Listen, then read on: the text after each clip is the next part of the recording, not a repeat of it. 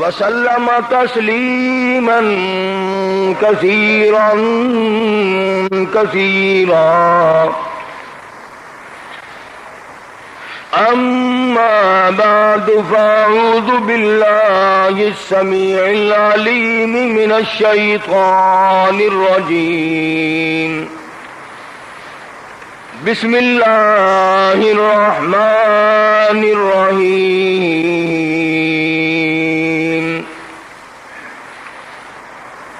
یا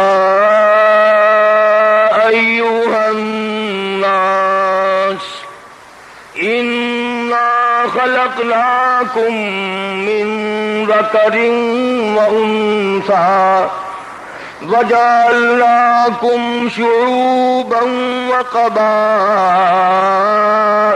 لتعارفوا إن أكرمكم عند الله أتقاكم إن الله عليم خبير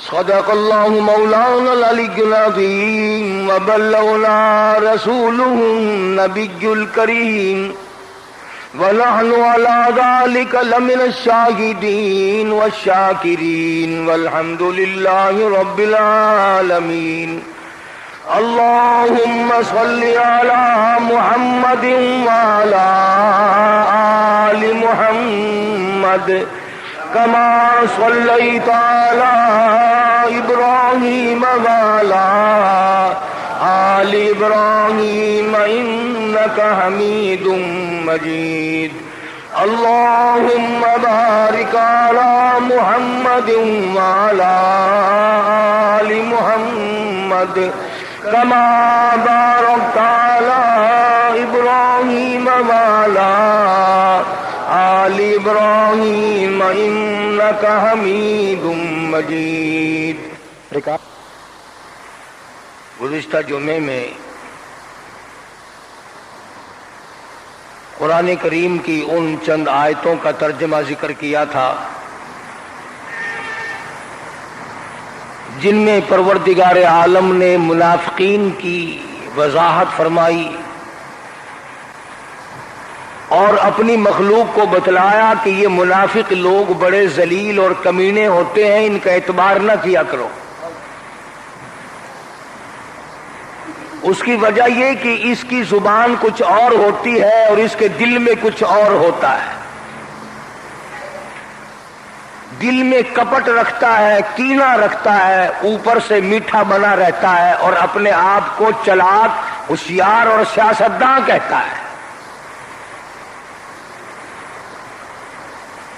اللہ پاک نے فرمایا کہ اس کے دل میں جو روگ ہے میں اس کو اور بڑھائے چلا جاتا ہوں. فی قلوبہم مرض فزادہم اللہ مرضا.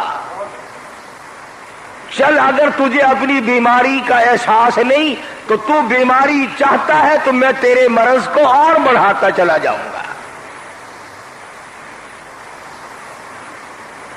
چنانچہ قرآن کریم میں اس کی علامات بھی آئی ہیں کہ منافق کی نشانیاں کیا ہیں. فرمایا اذا حدث کذب، بات کرے گا تو جھوٹ بولے گا.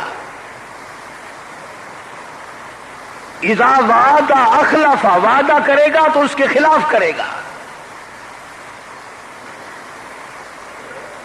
اور فرمایا جب جھگڑا ہو جائے تو گالیاں بکے گا. منافقین کی علامت ہے یہ. قرآن کریم نے امراض باطنہ، اندر چھپے ہوئے جو روحانی امراض ہیں ان کی طرف بڑی توجہ دی ہے. غلط عقیدہ اور غلط اعتقاد یہ بھی ایک اندرونی چیز ہے، اس کو بھی پروردگار عالم نے بار بار جھنجھوڑا ہے. عقیدہ مشتق ہے عقد سے، اور عقد کے عربی میں کہتے ہیں گرہ کو، گاٹھ، گنڈ. ایسی گاٹھ لگا جو پکی رہے. کچی گرہ لگانے سے کیا فائدہ، ابھی لگائی اور شام کو کھل گئی، اس سے تو فائدہ کچھ نہیں. پروردگار عالم نے فرمایا کہ اعتقاد صحیح کر، اس کے بعد جو تیرے دل کی کوٹڑی ہے اس کو پلیت نہ کر۔ فرماتے ہیں کہ میں دھونے کے لیے ہزاروں انتظام کرتا ہوں، تو صاف کرنے کے لیے تیار ہی نہیں ہوتا۔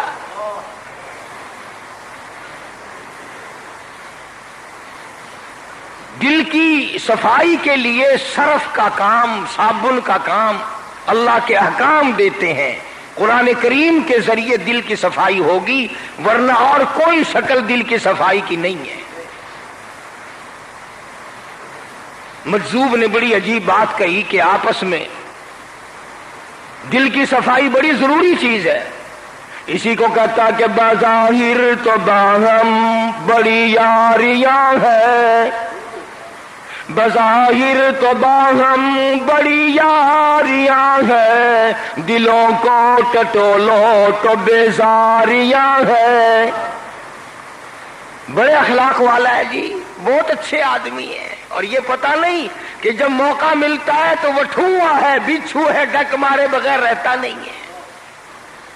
کئی لوگ کہا کرتے ہیں نا، اور جی ہم تو لڑا نہیں کرتے کسی سے، موقع پہ کام کیا کرتے ہیں اپنا۔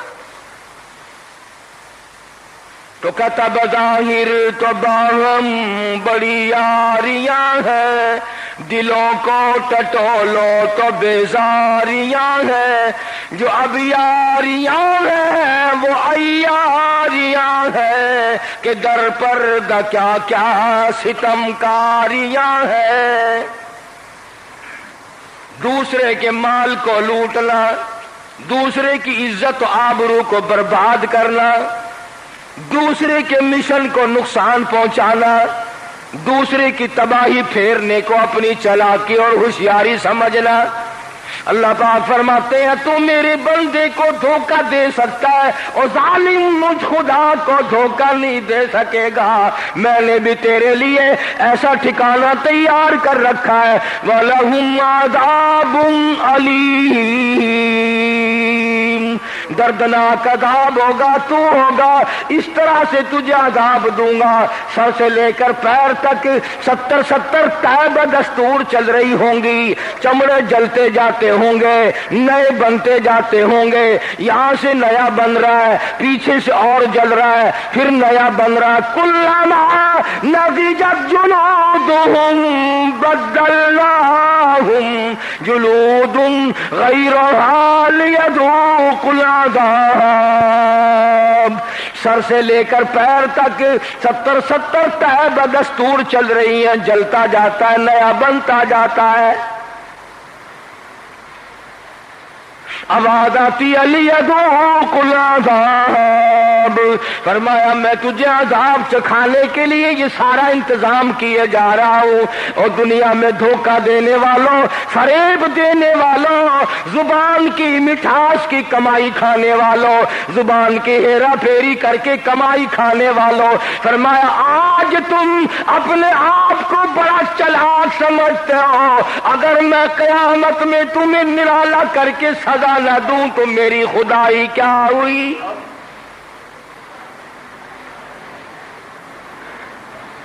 تم جس مخلوق کو دھوکہ دیتے ہو وہ میری مخلوق ہے، جس سے فریب کرتے ہو میرے بندے ہیں، جن کو تباہ کرتے ہو وہ میرے بندے ہیں، جن کی ساتھ بدعمالیاں کرتے ہو وہ ساری میری مخلوق ہے۔ تم کون ہو میرے بندوں کو ستانے والے، میرے بندوں کو تکلیف دینے والے؟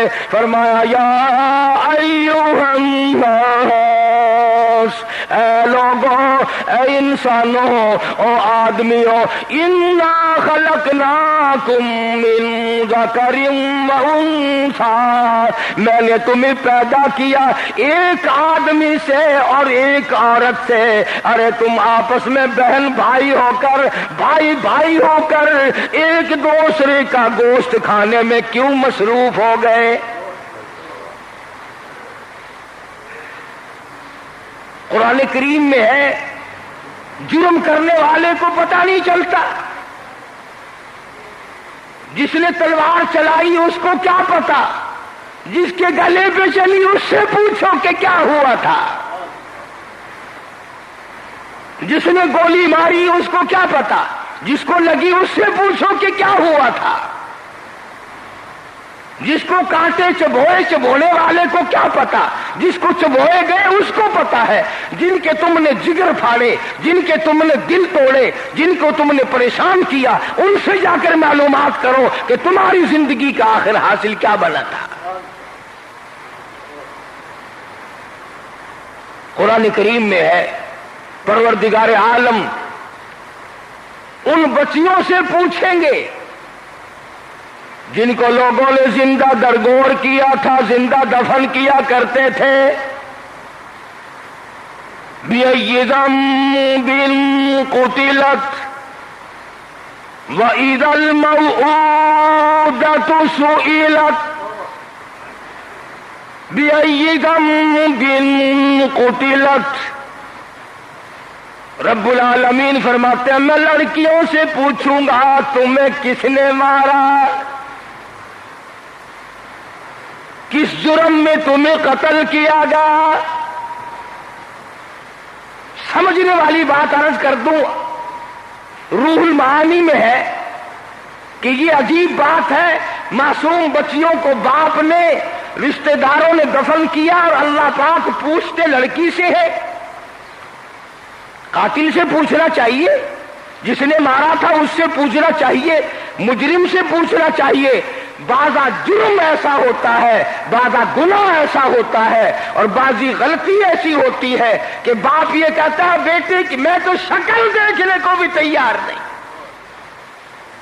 ماں کہتی ہے میں اپنے بیٹے کی شکل دیکھنے کو بھی تیار نہیں، یا کسی اور آدمی سے تکلیف پہنچ جاتی ہے تو وہ کہتا ہے کہ میں تو تیری شکل دیکھنے کو بھی تیار نیچے جائے کہ میں تجھ سے بات کروں۔ تو اللہ پاک فرماتے ہیں کہ معصوم بچیوں کو قتل کرنے والوں، معصوم بچیوں کو زندہ درگور کرنے والوں، تم اتنے سخت گناہگار ہو کہ تم سے پوچھنا بیکار ہے۔ فرمایا وَإِذَا الْمَوْءُودَةُ سُئِلَتْ، خود لڑکیوں سے پوچھوں گا تمہیں کس جرم میں مارا گیا۔ کسی کے بچے کو کوئی مار جائے اور ماں دیکھ بھی لے پھر بھی اپنے بچے سے کہلواتی ہے ہاں کس نے مارا تجھے، کون مار گیا تجھے، دیکھ بھی لیتی ہے کہ فلاں کا بچہ مار کے گیا، مگر کہلواتی ہے اپنے بیٹے سے، اس کے منہ سے نکلا نہیں اور پھر کھڑی ہو جاتی ہے۔ اسی طرح سے جو لوگ گولی مارتے ہیں، قتل کرتے ہیں، اگر وہ مرنے والا خود بیان دے جائے کہ مجھے فلاں نے مارا ہے، اس کی آئینی حیثیت اور ہے اور دوسرے گواہوں کی آئینی حیثیت اور ہے۔ اسی لیے تو لوگ بھاگا کرتے ہیں کاغذ لے کر مرتے ہوئے کے پاس کے بول کے بتا دے تجھے مارا کس نے۔ تو اللہ پاک فرماتے ہیں وَإِذَا الْمَوْءُودَةُ سُئِلَتْ، اور میری بندی اور میری بچی، اور میں نے تجھے پیدا کیا، میں تیرا پروردگار۔ وَإِذَا الْمَوْءُودَةُ سُئِلَتْ، بتا تجھے کس نے مارا، بِأَيِّ ذَنبٍ قُتِلَتْ، تجھے کس نے قتل کیا۔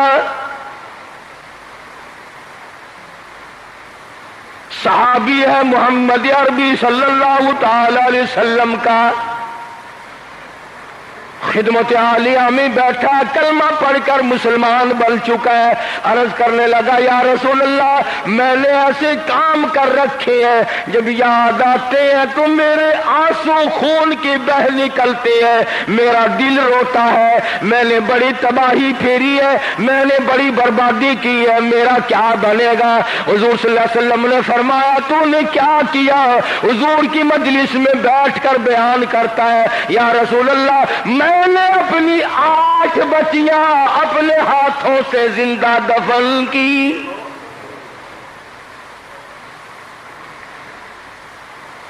جہالت اتنا بڑا جرم ہے، جہالت، علم کا نہ ہونا یہ سب کچھ کرا دیتا ہے۔ یہ قصہ ان لوگوں میں چلا کیسے، لڑکیوں کو درگور کرنے والا، دفن کر دینے والا۔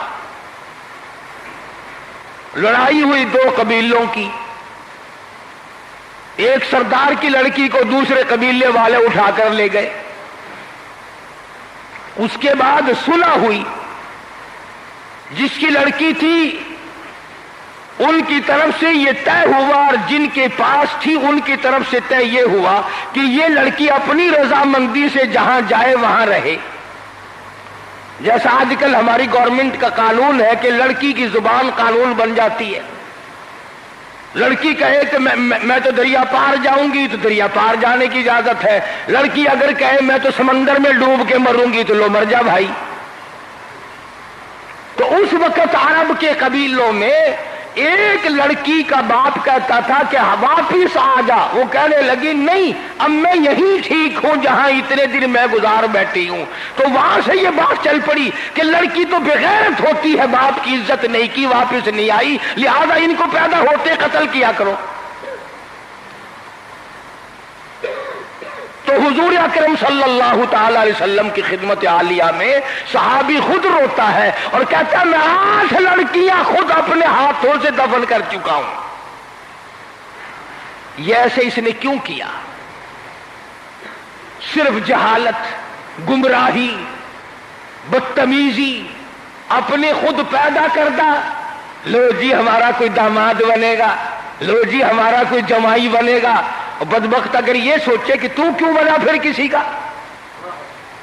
تیرا داماد بننے میں اگر تجھے میرا لگتا ہے تو کسی کا داماد کیوں بنا؟ اپنے لیے کچھ اور پسند کرتا ہے اور اوروں کے لیے کچھ اور پسند کرتا ہے. اور یہی بگاڑ والی بات ہے. قرآن کریم کا یہ چیز بتلانے سے کیا مقصد ہے آپ ذرا سمجھے، تھوڑی سی توجہ دے، نیند نہ کرنا. قرآن کا کیا مقصد ہے یہ باتیں بتانے سے کہ زندہ لڑکیوں کو اپنے بچیوں کے گلے پکڑ کر قبر میں دفن کر دیا کرتے تھے. اللہ پاک کا قرآن میں ذکر کرنے سے کیا مطلب ہے؟ یہ کوئی نماز کا قانون تو ہے نہیں کہ لوگ نماز پڑھا کریں گے، روزے کی بات نہیں کہ لوگ روزے رکھا کریں گے، زکوٰۃ کی بات نہیں کہ لوگ زکوٰۃ دیا کریں گے، حج کی بات نہیں کہ لوگ حج کیا کریں. اس زمانے کے لوگوں میں یہ گندگی تھی، بس تھی. آج ذکر کرنے کا کیا مطلب ہے؟ قرآن اب ہمیں کیوں سناتا ہے یہ وَإِذَا الْمَوْءُودَةُ سُئِلَتْ بِأَيِّ ذَنبٍ قُتِلَتْ. سمجھو قرآن ہمیں کیوں سنا رہا ہے. یہ ہو گیا ٹھیک ہے، جنہوں نے کیا تھا ان کو عذاب ملے گا، جو بچیاں شہید ہوئی وہ جنت میں جائیں گی. قرآن ہمیں کیوں سناتا ہے؟ جب سپارہ پڑھو گے آخری یہ آیتیں پھر آ جائیں گی. بِأَيِّ ذَنبٍ قُتِلَتْ. سمجھو قرآن ہمیں کیوں ہر وقت یہ بات سنا رہا ہے کہ لڑکیوں کو زندہ درگور کیا کرتے تھے، گلے پکڑ کر قبر میں دفن کر دیا کرتے تھے. یوں آتا کتاب میں کہ ایک عورت نے اپنی بچی کے بارے میں اپنے خامن کو بتایا ہی نہیں، چھپا کے رکھا. تو سیانی ہوگی کئی سال کی، ایک دن آ کے دیکھتا کہ ایک بچی کھیلتی پھر رہی ہے، گھر والی سے کہنے لگا یہ بچی کس کی ہے؟ اس کا دل دھڑکنے لگا، کہنے لگی تیری ہے، میں نے چھپا رکھی تھی اس خطرے سے کہ تم مار دے گا. وہ کہنے لگا نہیں میں اتنا بڑا جرم نہیں کروں گا، میں اس کو بازار دکھا کے لاؤں، شہر دکھا کے لاؤں، تفریح کرا کے لاؤں. کندھے پہ اٹھا کے لے گیا. معصوم بچی اچھی بولتی لگتی ہے، ہر آدمی کو پیار آتا ہے، باہر جا کر گلا کھوٹتا ہے، کپڑوں پہ مٹی پڑنے لگی. معصوم بچی جھاڑ رہی، ابا تیرے کپڑوں پہ مٹی پڑ گئی. گڑا تیار کر لیتا ہے، اس کے بعد گلے سے پکڑ کر بچی کو اس میں دھکا دیتا ہے، مٹی پھینکتا، روتی ابا میری آنکھوں میں مٹی پڑ گئی. چیختی ہے، چلاتی ہے، اوپر کو ہاتھ کرتی ہے، خود کہتا ہے میں نے پیروں سے کچل دیے. اتنے بڑے بڑے ظلم ہوئے. قرآن ذکر آج کیوں کرتا ہے اس کا؟ جب تک ایسی